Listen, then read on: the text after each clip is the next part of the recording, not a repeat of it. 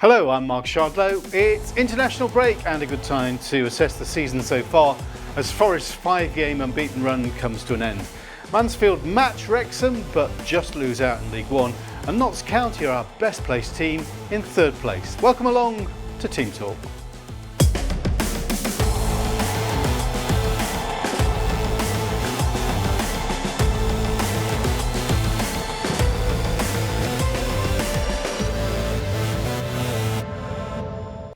Hello, and with me, the man gearing up to shout for Scotland against Croatia, former Forest coach, Notts County manager and player, Mansfield Town youth coach. It's Charlie McParland, obviously hoping, Charlie, that England beat Ireland too.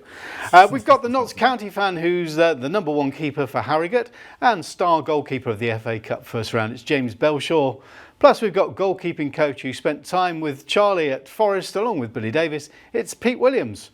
Welcome along, guys. Nice to see you, James. Your debut here. I just want to tell the guys here that you've got number 1 and 2 in the Radcliffe-on-Trent Fantasy Football League in the studio here today. Every week, though, James, you just managed to pick me last season. You finished out top dog. That was number 2. I know you had a few texts from you saying you were going to catch me, but obviously never did. So yeah, I'll take top spot last year. Yeah, never happened. Looking forward to chatting later on.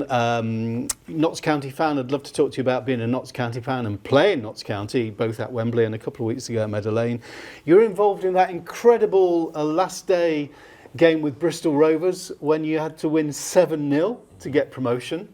Yeah, that was a day. Yeah, incredible. I think as far as footballing achievements go, I've played at Wembley, but that's definitely up there. I mean, we went into the last day of the season, we were 4th, Northampton were 3rd, we were both level on points, and there was a 5-goal difference swing that we needed to overcome, and at half-time, Northampton were 3-1 up, we were 2-0 up, so we still needed 5, and to be fair, we played wingers as full-backs and just went for it and took it out of their hands, and I think the 7th has gone in. Well, current Forest player Elliot Anderson scored the 7th, and 84th minute, and that was the first time all season we actually went into the top 3 in the league. I think all season we spent more time in the bottom 2 than we did in and around the playoff or the promotion mix, and yeah, that 7th goes in.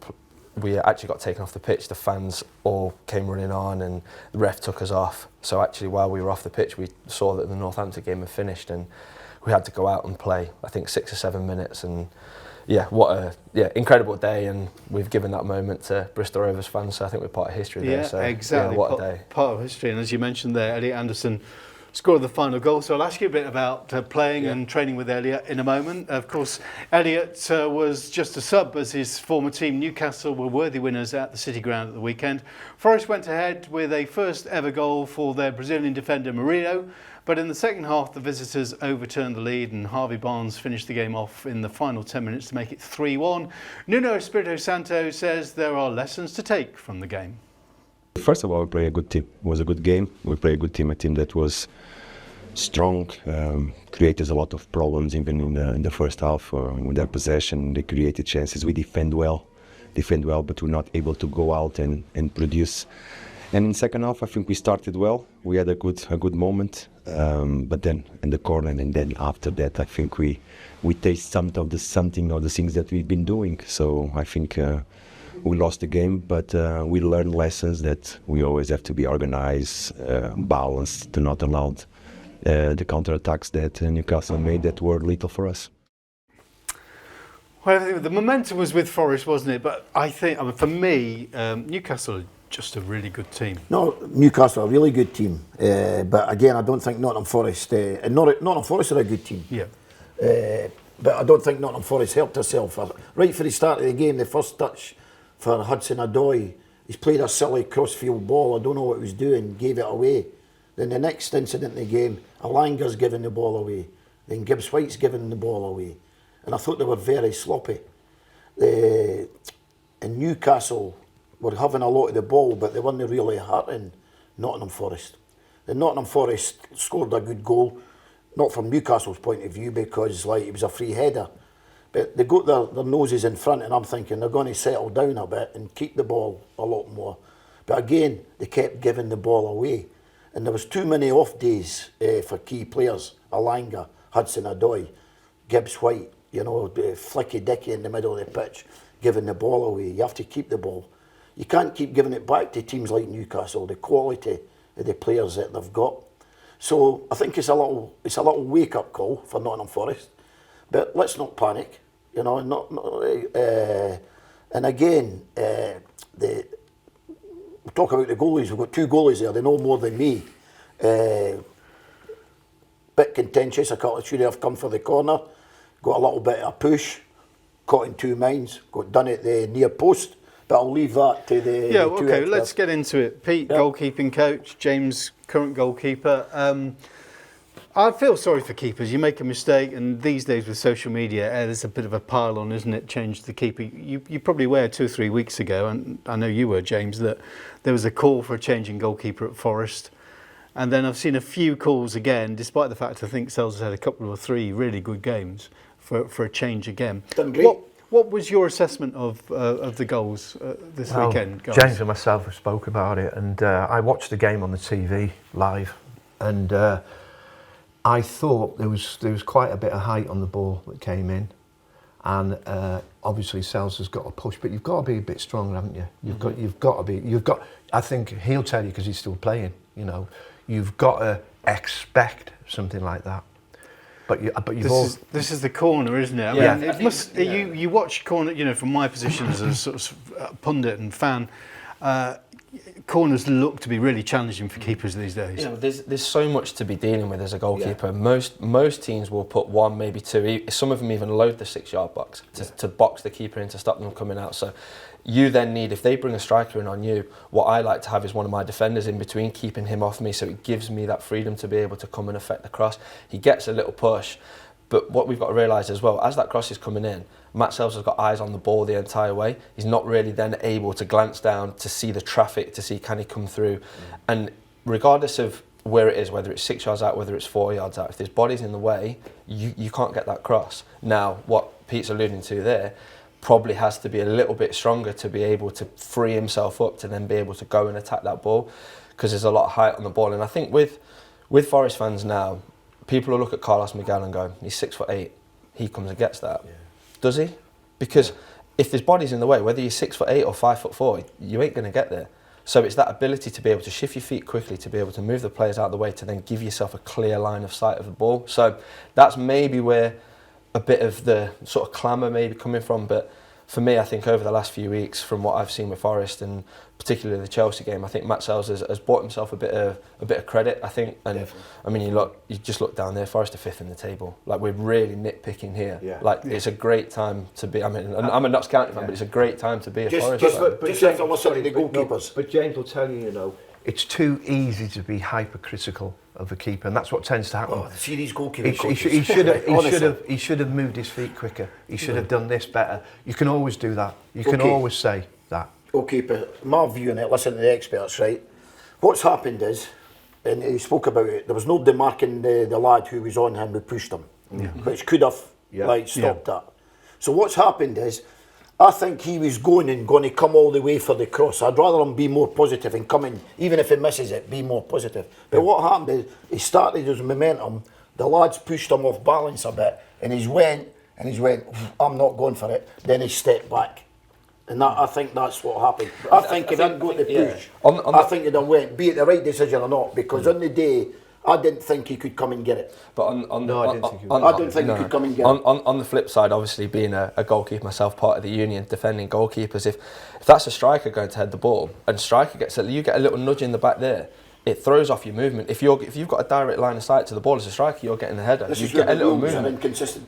Yeah. But because sometimes they'll look at that VAR and go, well, there's a push there's there. A penalty. There's a push there. It's a free kick. That's a free kick outside the box. And possibly, if Matt Sells goes down from the push, obviously the push isn't enough to push him onto the floor, but if he goes down and tries to buy, maybe you get What about the near post one? Can I just ask about scrutiny of goalkeepers? Do you feel under scrutiny in that position? Yeah, absolutely.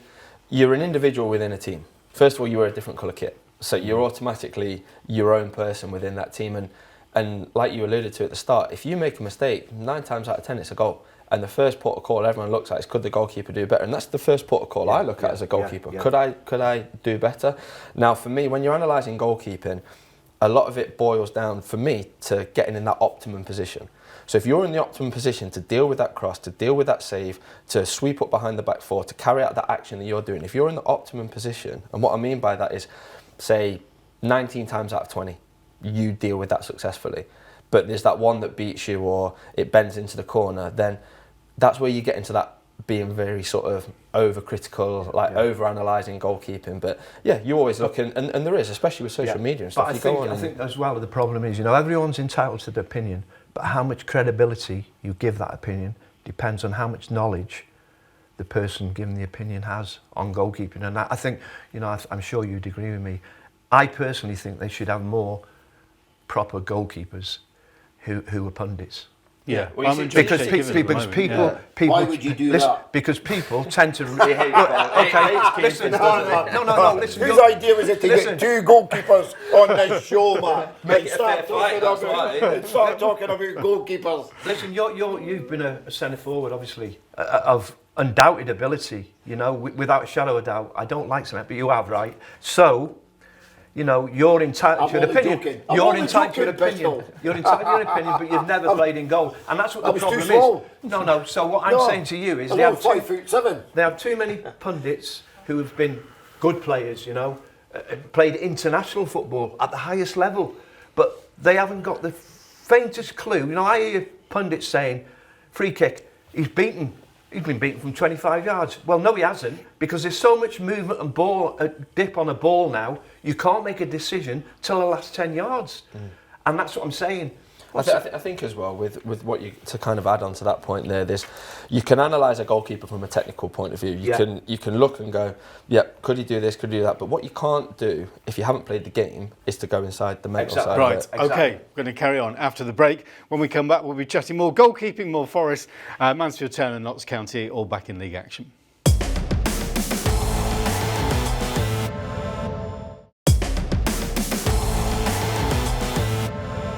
Welcome back to Team Talk with myself, Mark Shardlow, joined by the cast of Men in Black, it seems today. It's Charlie McParland, James Belshaw, who plays goal for Harrogate and a Notts County fan, and Pete Williams, who was goalkeeping coach at Forest with Billy Davis. Well, let's just wrap up the goalkeeping talk that we were talking about in the first half.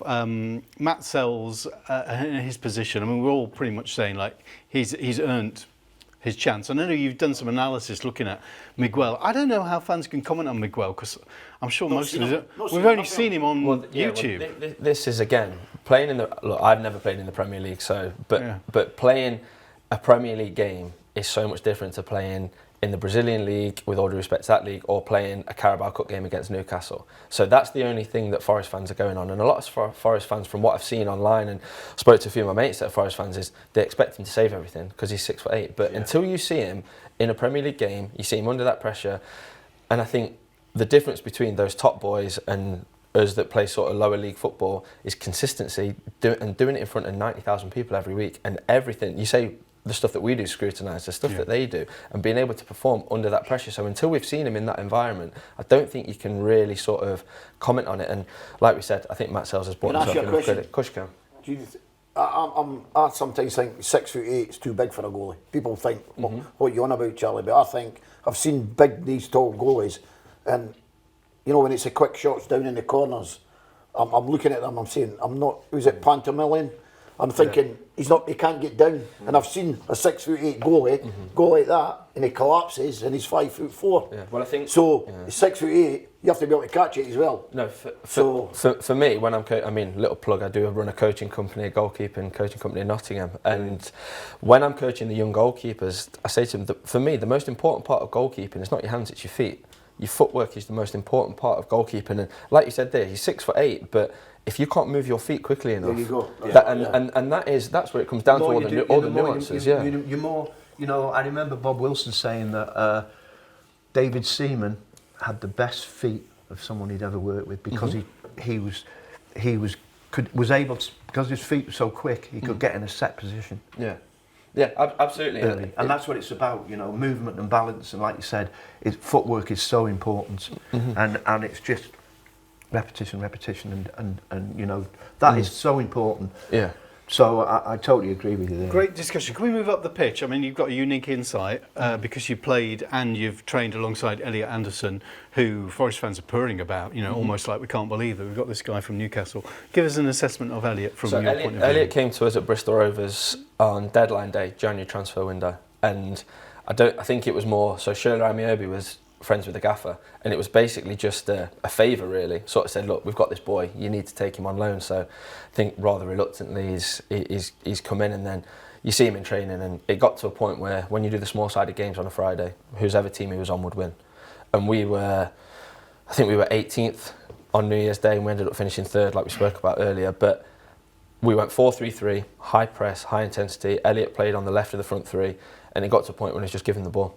Just get the ball to Elliot, and he terrorised defenders in League Two. And the career progression that he's gone on, I think he turned down a few of the Scotland call-ups, didn't he? He backed himself to play off him a bit. I think he's a wonderful player, but I'm not happy for with England. that. But now we're seeing it and at Newcastle, with the trajectory that Newcastle as a club are on, and the investment that they want to do, and his chances were always going to be limited there.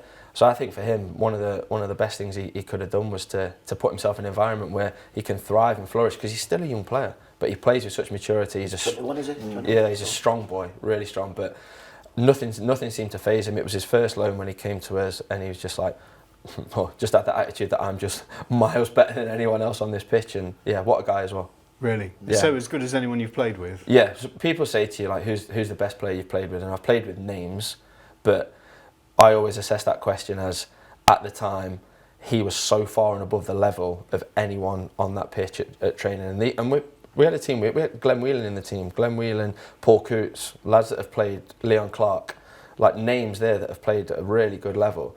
And Elliot was just by far and away the best player. Yeah. So when people talk about him as an England player, you can see that. Or Scotland. I think unfortunately for him, he's in a position where we're blessed with talent in that area of the field. But if he gets a consistent run, and if you're the England manager now, or incoming England manager, you're looking at the table there and you're going, well, Nottingham Forest are 5th. Gibbs White has had his call up. Yeah. So you've got to be looking at the players that are doing it for a team that's in the top of the hot. Yeah. The manager in Nottingham Forest has no qualms about taking Gibbs White off and replacing him with Elliot Anderson. Because Elliot Anderson has got as much ability as Gibbs White. Mm-hmm. Yeah. And he's a couple of years younger. And he just has to take a wee bit of the rough edges off him sometimes. On Saturday, because he was playing against his old club Newcastle, when he come on, he was trying to impress, trying to do a bit too much. Yeah. Instead of play simple, then do his little bits of magic. But sometimes you want that though, from a 21-year-old to come on with no fear and go, if I don't get past the player, I'm having it again. Give me the ball, I'll do it again. I mean when he's facing his own goal, and there's 3 round him, and there's a player there, he can just go like that. But what happened is he was trying to do a little trick. He's lost the ball. They went on the attack. And like they've nearly scored. But if it's if it play simple, play the way you're facing. If he gets around the 18-yard box of the opponents, you go do your stuff, son. Yeah. Go and do your magic round about the 18-yard box. Yeah. Don't lose it in the middle of the pitch cheaply when there's somebody there. You know, to go that. It's just a bit of care, isn't it? It's a bit. Look after the ball. Look after the ball. But he's a player. He's a player. Don't give it. And I'm nitpicking in his attention to detail. Yeah. When he gets around those box, he can drop his shoulder. He's got a trick. He's confident. He's a real good player. Okay, let's have a look at the table then, because we started the programme by saying let's assess how our teams are doing at this international break. And, well, who could have predicted 5th in the table, level points with Chelsea, who are 3rd, so you could say joint 3rd. Remarkable start to the season, really, for Forest. Fantastic. Absolute, brilliant. But, again, I think they've got a strong squad. And what's happening now, again, you look at the bench, and when they're taking people off the bench, they've got 2 or 3 players who have gone onto the pitch who are as good as the players they're taking off. The only ones I've reserved judgment on Jota and Sosa. I'm not sure about them two. Because I think when they come on, Forest are not as strong. Right. But in the other positions, I think they're the midfield areas, I know they've got a couple of injuries. The defensive areas, when they're swapping over, they're bringing good players on. Nico Williams, Maraty's coming on at centre-back. You know, that's interesting, because a lot of fans are calling for Jota to be given a chance, maybe even ahead of Elanga. Well, listen, I'm just watching him when he comes on in their cameo roles. I think he's one of them, apart from the Brighton game. He runs all over, he jumps about, and I'm thinking, where's the end product? And it's like, again, when I spoke about the plain simple. He was round the edge of the 18-yard box on Sunday, and there was about 4 Newcastle players round him. And there's no way, unless you're Messi, you're going to do that. He has to just play it there. So once his head's down, he's dribbling. Next minute, Newcastle go from the edge of the 18-yard box there and nearly go and score a goal again. Yeah. Just him. And don't get me wrong, he's maybe a bit harsh. And Well, he's new to the Premier League, isn't he? So, yeah, he's new to the Premier League, and let's see if he gets in the team and what he can do then. Okay, well, look, as we discuss the table, let's look at the next 5 games, because I think they're... Sure, wow. you know, the next 5, James, when you look at it, Arsenal away, Ipswich at home, but then City and United away and Villa at home. That's a tough bunch of fixtures coming up. It's tough, but I think you look at the thing that stands out to me is we're 11 games into a Premier League season. Now, when you speak to people in football, they say, let's see what the table looks like after 10 games. Yeah. So if this was 3 or 4 games in and I was seeing Forest 5th, you'd go, maybe it's a bit of a flash in the pan. What fixture have they done? They've been to Anfield and won 1-0. Yeah. Liverpool are top of the league. So Beat for me, Chelsea. been to Chelsea, Unlucky not to win. unlucky, yeah. So I'm looking at the table now and going, Forest are 11th in the league, won 5, drawn 4, lost 2. Yeah, those fixtures are tough coming up. Don't get me wrong, but Forest are there on merit, and the way they're playing, they're going to go high on confidence. Look, Arsenal away, but for me, it's a free hit. You can go there and play without pressure. Yeah. Everyone expects Forest to lose. Yeah. But Nuno in there, they'll have a game plan. They'll go there. Internally, they'll expect they can go and get a point or 3, and they'll speak about that in the changing rooms. But Forest fans would go, well, like we said earlier, you earmarked that Ipswich game. That's the one where they go, okay, now the pressure's on Forest. Yeah. They're expected to win that game. What can they do there? Brilliant. Guys, really enjoyed that. We're going to call time on Forest for now. Fascinating discussion there. Thanks very much. We're going to move across to Forest women now. They were back in league action this weekend. Kylie Davis' side travelled to West Brom. They're still unbeaten in the league. Mel Johnson scored the first and her third in 2 games after a positive start from Forest.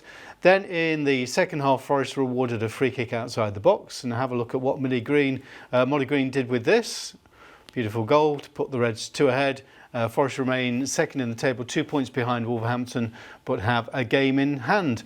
Head coach Kylie Davis says the changes in the side made the game easier towards the end. They really frustrated us. They were really compact.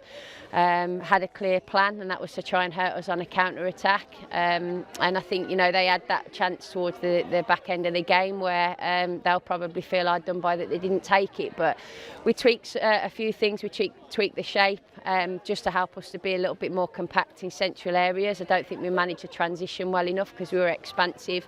And once we did that, I think the last 15 minutes we looked a little bit better. So there's definitely some things for us to go away and review and reflect on.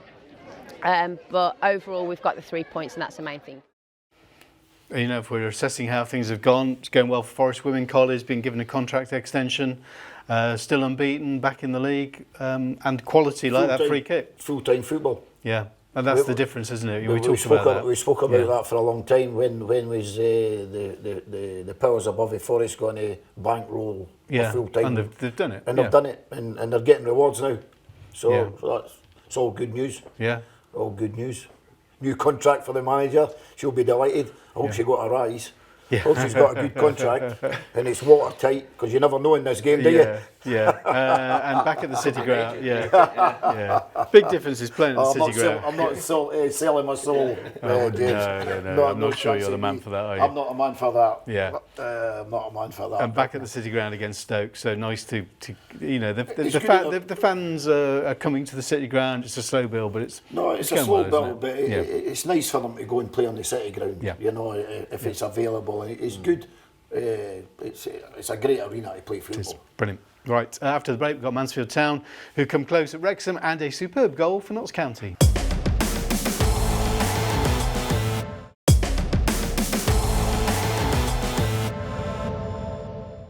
Welcome back to Team Talk with me, Mark Shardlow, alongside James Belshaw, Pete Williams and Charlie McParland.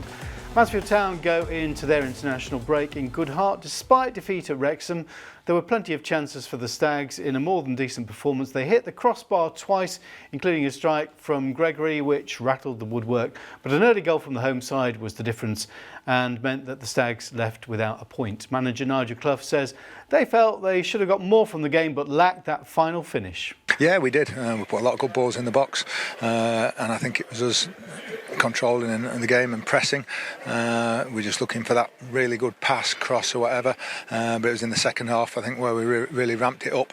Ended up hitting the bar twice, and just I think Aaron Lewis got into a good position, just didn't quite link up with Fraser Blake Tracy, and Hiram Boateng had a good chance to play somebody through. Aaron thought he scored with a rebound when the goalkeeper made the save as well, so unbelievably close to getting an equaliser, and maybe even then going on winning it. I think it probably showed where Mansfield are at, aren't they? They pretty much match Wrexham. Especially in the second half. Again, like they conceded an early goal against Birmingham. They conceded it and they went on to get a result, and they were unlucky not to win that game at home. Again, they conceded an early goal, and they're resilient. You know, they come back for these setbacks. Deji will be a bit disappointed, but he's been outstanding for Mansfield this season. He's been unbelievable. He just went to try and nick it in front of the striker, and he sort of turned him, got wrong side. And don't get me wrong, they still had a lot to do before he scored. But again, Mansfield Town, they regrouped, might have had a penalty. They've hit the woodwork a couple of times. The ball's been bouncing about. Final pass again, that's what it's all about. Final pass, final finish. And, you know, they'll be disappointed. They've come away from Wrexham. That's how far they've come. They went down to Wrexham, and they're disappointed they've not got a win or a draw from it. So, no, it's a long way to go, but it's looking pretty good at the minute, you know. You beat Wrexham, of course, in the FA Cup first round a couple of weeks ago at Harrogate. Yeah, no, Man of the match, or made the FA Cup first round team of the week as well. Yeah, no, really good win for us. That obviously when the draw comes out and you're playing Wrexham, it's, well, obviously the top three in League One. It's one of the toughest draws you can have in the first round, but for us, we set up with a game plan. Obviously, you respect the level that the opposition are at. You look at the players that they've got, the squad depth, obviously the investment and what they're doing as a football club. So for us, we set up to frustrate them. We sat 2 banks of 4, went old school 4-4-2, hit them on the counter, scored from a set piece. That's new school now. New school, yeah, back in the day. Everybody's playing 4-4-2 now. now. So went and scored from a set piece, and then sort of saw the game out, defended the box well. But yeah, I think whether it's this year or next year, it won't be long before Wrexham are out of that league. But to say, obviously, touching back on Mansfield, I mean, they're 7th in the league now, in a League One this year that looks a really, really tough league on paper in terms of the teams that are in and around them vying for promotion. So for Mansfield to have gone up and to sustain the levels, but that usually happens in football after a promotion. He's stuck with a lot of the same lads that did it for them in League Two last year. You sprinkle that little bit of quality in there, bit of experience with Gregory up top. You add those sort of players in, and you never know, they're staying around the mix. They've got a right chance. Yeah, let's bring up the table then to have a little look at it, Pete. You can see the Mansfield 7th, but it's very tight there, isn't it? You know, just a point away from Lincoln, who are 5th, Barnsley, who are 4th. Couple of games in hand. Yeah, games in hand as well. A game on hand and the other teams. But listen, you'd rather have the games played and have the points in the bag, because there's no guarantees. But you know, they've still got 1 or 2 games in hand on different teams. But again, the winter's just going to be settling in soon. But like I say, they're resilient. Yeah. You know, they keep going. You know, you think when Birmingham score in the first 10 minutes but no, they come back at teams. Early goal, 6 minutes Saturday. They come, they regroup, and the next minute they're going at teams. And that's what they do. They don't sit back. Yeah. And that's Nigel goes for it. And that's too easy. You know, that sometimes you see that when a team goes a goal down early on, and then it's, you know, that's all about character, isn't it? And like you said, resilience, desire, and how much you want to keep going, how much you want to go again. What about the Stags keeper? You share the same agent as Christy Pym. Mm-hmm. It was a shame to see him go off in a game. A bit concerning, but he has got 2 weeks to recover, so he's been in outstanding form this season. Yeah, Christy's been good. I keep across the highlights, and you kind of see what keepers are doing in that. And like I said, we share the same agent, so I'm kind of aware of sort of things that are going on with Christy. And look, he did really well at Peterborough. Ended for him there, maybe a little bit of a sour note, but went to Stevenage and then kind of found his feet at Mansfield and done excellently well for them. Like I said, a shame to see him going off, but I said there's 2 weeks till the next game now, Orient away here. So yeah, really good guy, really good goalkeeper as well. And what the goalie Scott Flinders went in and did a great job. You have to give him a bit of credit. He's got a fair bit of experience, and I'll always remember because I went to watch him actually years ago when he was first coming up, and there was big things expected of him. He was at Barnsley, wasn't he? He went to Barnsley. He's a good lad. Yeah. Good goalkeeper. Yeah. Great pro. And he's got that experience. And if he has to go in for Christie, you're quite chilled about that's that. the kind of keeper you want in Yes. those situations, Yes. because as a goalkeeper, when you're sat on the bench, you don't want to go on because you're not prepared. And like we talked about the mental side of goalkeeping, like getting prepared to play a game is a routine in itself. So if your goalkeeper is going to go off, you want an experienced pro that's got a few games under his belt to be able to go in. And if Christie's out for a little bit, and then Scotty Flinders will do a great job. Scott's worked like a 22, 23-year-old when he's working with a goalkeeping coach. And I'm sure James will agree, because he's agree with everything you use goalkeeping. Yeah, Like, so Union, you agree with everything you say. Oh, that's right, that's right. Mentally, Right. 80% is attitude, 20% technical ability. You know, if he says he's the best in the world, only he knows if he really, really means that. And I think that's deep on me again. Get what? Honestly, You're you getting all two. deep on Let's it. leave you. Go on. Look, James, let's talk some sense here. You've experienced the transition from League Two to League One. What's the difference? What's the step up? Is it small? Is it quite big? Or is League One? Do we look in different sections in League One, like or top six and then the rest? Exactly that. I think when you get promoted from League Two to League One, you look at the teams that are around the bottom half of League One, and you can sort of amalgamate them with the teams at the top end of League Two. That's the kind of level, really. The difference comes with those teams at the top end of the league. Like, I mean, you look Birmingham spending 15 million quid on a striker. Wrexham. You look at the budgets. Even Stockport, the budgets that they've got, the players Ollie Norwood coming in, Bolton. The list goes on. So I think those are that's the step up in quality there. You get a little less as a goalkeeper. Less time to react to shots, balls come a little bit quicker, decisions have to be made a little bit quicker. So that's where the difference sort of lies. And like I said, you look at the teams there, it's such a tough league this year. So for Stags to be where they are, credit to them. Talking about the Stags, this is where I get my revenge for you beating me in the fantasy football team in Ragdale-on-Trent. Me and Charlie went to see Harrogate at the One Call last season. On a Tuesday night, Tuesday night. I missed that one. You missed a few. It finished Mansfield Town 9, Harrogate 2. Yeah. You are one of the few goalkeepers in the Football League that's probably had 9 put past them. I can't believe you've brought that up.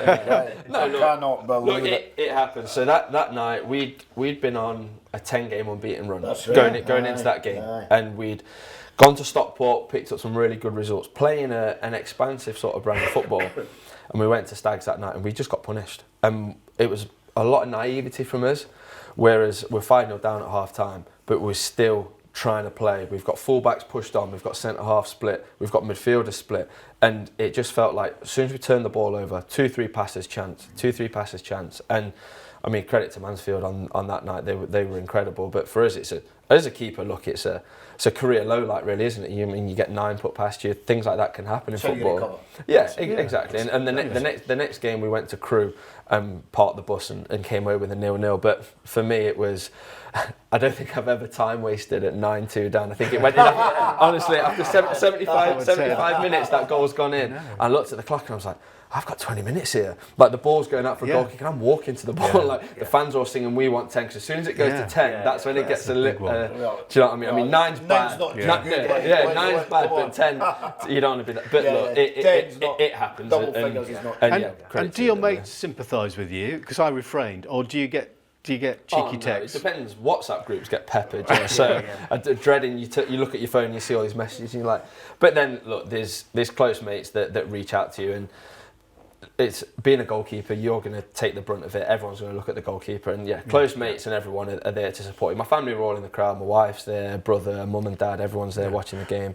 So you get stick, but you expect that, don't you? But I mean, I'd say you could. I know you're self-critical, but I don't think you had a chance with any of them. As well in there. I wouldn't have given you a chance with any of those. Look, you go back and you can analyse, and like I said, what would you say? How many could you have saved? Yeah, I think looking back on them, there was one from Keela Dunn where I've come and spread, probably either not got out there quick enough, or maybe like we spoke about, stand your ground, trust your reactions. But being honest, looking back at them, like, there were some great finishes. Yeah, they played so like well. Boateng scored a hat-trick. He was unplayable. And I think that's the most important thing. You have to analyse, don't you? You know, you look at your own performance and you ask yourself questions and that, but then you're strong enough to move on. Yeah. You know, because you know the way social media is now, you're going to get absolutely hammered. Of course and unless you're mentally strong. And you're aware of it, like people say in football, I don't read what's written about you, don't read this, but you do. You see it, you get tagged in stuff online, and I have a presence on social media. I've got social media accounts that are public, so people have access to me, and that's my choice, so I open myself up to that. But yeah, it's one of those days, you learn from it, bounce back from it, and yeah, there's worse things that have happened in life, so. Yeah. Well, it was a memorable night, and I think we won for when you're on the after dinner circuit. You've certainly got some stories there with the 7-0 and the 9-2. I think you're well made. Brought back down to earth to that one, yeah. So. Yeah. That's football. Yeah. Brings you back down to earth, Of course. Yeah. You're there, you're there, you're there. Yeah. And it's like you say, when you're there, just stay calm. When you're there, stay calm. Yeah. When you're here, stay calm. Yeah. Try and easier said than done, but that is it. Keeping it Very good. in context. Apologies, James, but thanks for answering that. Right, still Notts County to cover and our weekend predictions. They are on their way in just a moment.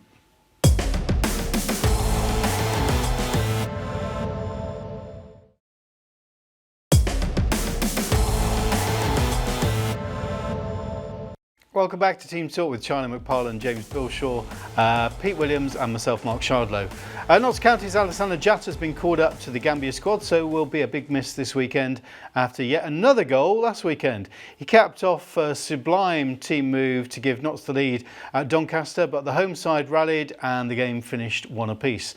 Then on Tuesday night, Notts played their final EFL Trophy game when Leicester under-21s came to Meadow Lane. Kedwin Scott returned to the team after a break away for mental health reasons and was straight back to work, getting himself on the score sheet.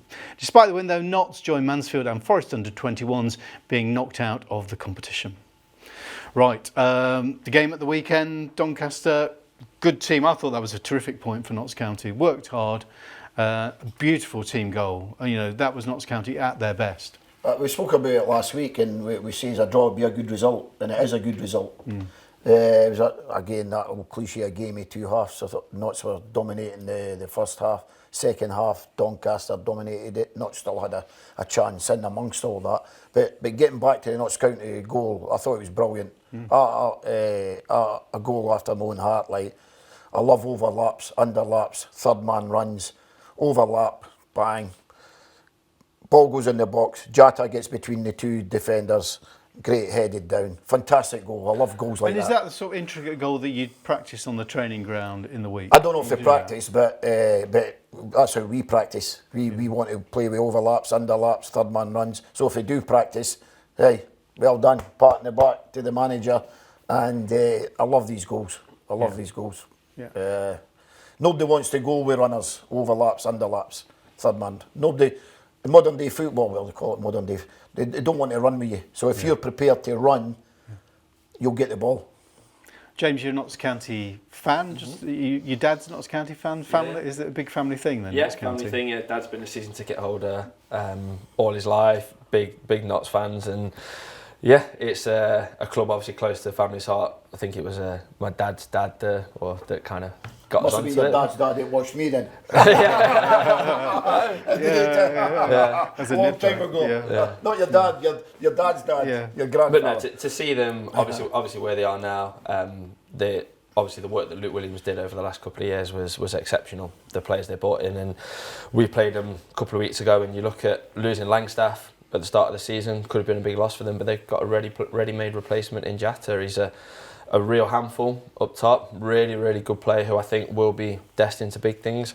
Hopefully Notts can keep hold of him in January, but I think he'll have a lot of suitors because of his goal scoring record's phenomenal, and since he's been at the club he's been a real sort of asset. And like we just said in the break there, Notts are missing two of their best players, Jody Jones and Dan Crowley, and when we prepped for them a couple of weeks ago, it was about how do we stop Dan Crowley, how do we stop him? Can I ask you a question about that? How were you going to try and stop Crowley? So with Crowley, he's dropping really deep. You want him as far away from our goal as possible, but getting to him, not giving him that time on the ball. But the problem with him then, if you get too tight to him, spin. he spins out, he plays those short passes. So it was not about man marking him, playing from our structure. So we're not breaking our defensive structure because, look, we went into the game to try and nullify Notts, to sit deep to counter. So we were pressing players from structure to get tight to him without getting overly tight, because then he likes those little areas to play in. But I think is a big miss for Notts, as is Jody Jones, but they're missing two of the best players, and they're third in the league. Like I said, it's a great point against Doncaster, not only because they're a good side, but it's a team that's in and around them. It's a team that will be up there. Grant McCann's doing a great job at Donny as well. But yeah, it's everything's all positive for Notts. Look, the biggest issue for Notts from last season was the defensive issues, wasn't it? The goals that they conceded, but he's brought in really good goalkeeper in Alex Bass. I'm really impressed with the goalkeeper. Yeah, in Alex Bass. And then the centre halves that he's brought in been outstanding. And I think that was what Notts needed to work on. They had the firepower to score goals. Didsey will get you goals, Jatta will get you goals, Crowley, Jones, they'll create. But sorting out that defensive line, bringing the keeper in is a big plus for Notts. Can I ask you about playing against Notts County? You're a Notts County fan, and I guess when you're a little kid at Beckett School and captaining Notts schools, you know, playing for Notts must have been like one of those little dreams that you had. Yeah, I came through the academy at Notts, and then when 2005 they shut it down. So we all left and went on to varied pastures. But look, it was a dream to obviously play for Notts. It got close a couple of some before it started last season, before they went for Aidstone. There was quite a few dialogue with my agent, with Notts, with Richard Montague. We were chatting about how we could make it work, and I was going to take a massive pay cut just because I wanted to play for Notts. Like, I just wanted to come back home. Didn't end up happening, but playing against them, it's weird because I spent all my years at Meadow Lane. I can see the seat that I sat in watching Notts. So Notts obviously means a lot to me. And last year was the first time I'd actually played at Meadow Lane against Notts, and that was kind of weird. This year could enjoy it a little bit more. And look, for me as a Notts fan, running out to the Kop at the second half, and the reception that I got from Notts fans, there was a lot of Belshaw is a Notts fan chants, and he's one of our own and stuff. And moments like that for me they're special. Look, it might seem an insignificant thing, but to get that kind of recognition from the Notts fans, and yeah, look, I'm there to do a job, so I'm there. Do you see your mum and dad in the crowd, or your brother or anything like that when you're there? So as I walked out, my dad sat in. He has a season ticket in the Kop, so he sits behind the goal and just off to the side. So as I walked out, I waved to my dad, see him, and then mum and my brother, they were all sat in a hurricane. Yeah. Dad's saying blank, I'm not talking to you today. He celebrated when Notts scored, but no, it's. Look, and then when I walked to the Kop in the second half, I think for my dad it's an emotional moment. Like, it's probably as close to the feeling he could get of me actually playing for Notts. So to see me there, and when we went to Wembley and we beat Notts at Wembley in the COVID in the empty stadium, we had 15 tickets as a club, and there was 2 spared. 2 of the directors couldn't go, so they gave one to our captain's dad to obviously watch his son walk out of Wembley, and they gave one to my dad as well. So my dad was actually in Wembley watching, obviously, me play against Notts for a place in the Football League, and yeah, that's an emotional moment. So yeah, really, really nice moments as a family. And that must have been such a weird game, playing at Wembley, lifetime ambition, but no one there. Well, everything about it for me was strange because we spoke just before it, didn't we? Yeah. Playing against my boyhood club at Wembley for a place in the Football League with no fans. There's so many firsts. I'm playing against Notts. I'm playing at Wembley for the first time. It was when football had just started to come back. So the only games were really, there was the Prem games and then the playoff games, and you're in an empty Wembley. But what made it kind of special for us was that because there was no fans in the stadium, when we won, we were all together. So like if there's fans in the stadium, lads are all running off to see family and stuff, which is great, but you're all together. But I actually think what helped us was the fact that it was an empty Wembley, because if there's 22,000 Notts fans there, with all due respect, I don't think Notts play as badly as they did on the day, and that's being honest, because I think the fans would have galvanised the team. And look, we know what we are as Harrogate Town. We wouldn't have had anywhere near that sort of number. I was at Wembley when Notts beat Chesterfield. I was in with the Notts fans cheering along with all of them, a few pints with them afterwards and that. So yeah, it was strange old day, but for me it was, and Harrogate, it was our second promotion in 3 years. And then I got into the Football League and made my Football League debut as a 30-year-old. Yeah. So it had taken sort of 12 years to kind of get there into the Football League. So yeah, a real kind of nice moment. And that's a great story of resilience, isn't it? You You're a kid, you wanted to play for Notts, Yeah. you had the setbacks, you looked for a club, you went off to America to do your scholarship, you came back looking for clubs, but you persevered, and at the age of 30, Pete, that's a great mental This attitude, is the isn't it? problem nowadays with these young footballers. Yeah. Resilience, desire. There's a lot of entitlement when in these academies with young players. They all feel they're entitled, you know, and they want it just put on their lap. It doesn't happen. You can't give someone that. You need to be resilient. You need to have desire. A desire and you have to commitment. have heart, and you have to work for everything you get in this world. There's no gimmies, and all academies have been very good for football. I work in one now. There's a lot of pluses, but there's a lot of downfalls as well. You know, I think because everything's too easy for them. So gimmies, or you have to every day train properly, as if it's your last day of training. I'm not sure how much they really want it. We asked young kids, did you watch that game? Yeah. What football did you watch? Didn't watch a game. And I'm thinking, you didn't watch a game of football at the weekend. You didn't watch somebody playing in your position. You didn't I find that very, very strange, when young kids are growing up and watch every game. Charlie, you can't give anyone that. Like me personally, I've been very lucky, and I always appreciate that. But wherever I am, I'll always appreciate goalkeeping. I've got a passion for it, so I'll go anywhere. You know that the clubs I've been to abroad, I'm not going to mention them now, too many. But I'm like, people say to me, well, why aren't you retired? I'm 52 now. I'm not going to retire, am I? I'm going to keep going. I'll never ever retire because I've got that inside me, and that's what's. I've been lucky, but that's what sort of taken me where I've been. Young players. I'm going to call time on this, Charlie, because time is running away with us. Thanks for such a great discussion. But it's time for our predictions for this weekend with the international break. There's only Notts County playing this weekend. They go to Crewe. Crewe are 5th, Notts County are 3rd. Charlie, how do you see this game? Draw. James? Having played against both teams, we played away at Crewe, very well organised side. Lee Bell's got back three, very structured, pace up top. But for me, with Notts playing the R, I'm going for 2-1 Notts. Okay. One each. One each. And James, just because we didn't really ask you really, how satisfied are you as a fan with Notts County's start to this season? Yeah, like I alluded to, there was a lot of issues that needed to be solved over the summer. They've done that. New manager had a bit of a slow start when he came in, but it was always going to be difficult to follow the job that Luke Williams did. He was adored by Notts fans. But no, really pleased as a fan to see them where they are. And let's hope come the end of the season that they can stay in that top 3. There's some tough teams around them, but yeah, I'm really happy. James, brilliant to have you with us. Good luck with the coaching, East Midlands Elite Soccer School for goalkeepers. You're out there on the pitch tonight coaching, I know that. So Thank you very much. Thank you, Pete. Thank you, Charlie. Thank you for watching. We're back same time next week. Bye-bye.